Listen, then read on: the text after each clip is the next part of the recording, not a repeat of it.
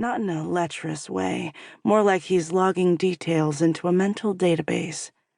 Nothing prepared me for being face-to-face with Archer.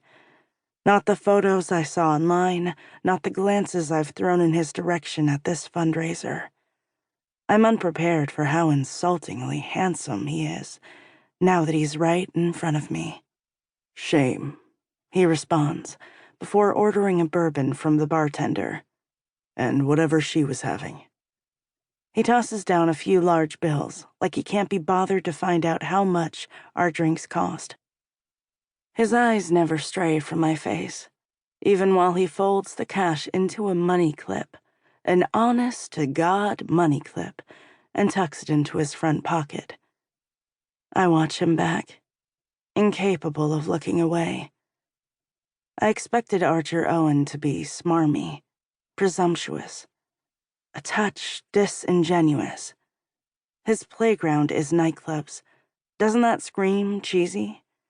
Not that I'd expected him to arrive with an entourage, but why wouldn't he? It wasn't hard to picture a scantily clad girl hanging off each of his arms, or security guys with earpieces flanking him.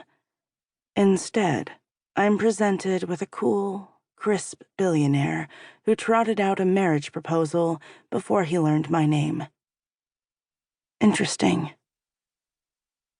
One tanned hand hugs his rocks glass, and he lifts it, waiting for a toast.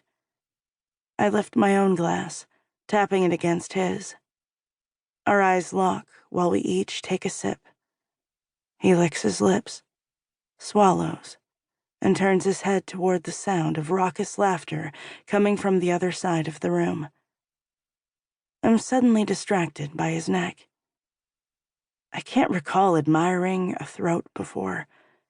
By the time I snap my gaze north, I encounter inquisitive eyes. Definitely not a cheesy nightclub guy. This man has layers. You're taking my refusal well. I tear my own eyes away from him, color changing hazel, often mistaken for green in certain light, to study the thinning crowd. I have a few precious minutes to ask what I came here to ask him. He's kept my attention. Can I keep his?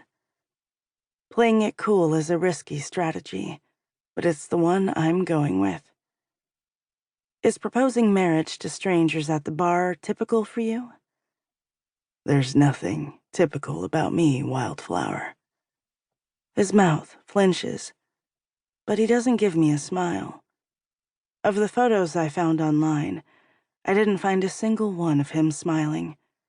I'm surprised by how much I was hoping for one, and pulling a smile out of him instantly becomes my next goal. Focus, Talia. Right, I'm here for a reason. And it's not to admire Archer Owen's tanned throat or trick him into smiling for me, though I'm curious how a grin would reshape that impeccably groomed beard of his. Also, Wildflower? The nickname came out of nowhere. He didn't explain. I'm not going to take the bait and ask, where's the fun in that? Earlier tonight, when I met Vivian Vandemark, better known as Nate Owen's fiancée and Archer Owen's future sister-in-law, she warned me of Archer's prickly disposition. I'm not picking up prickly from him.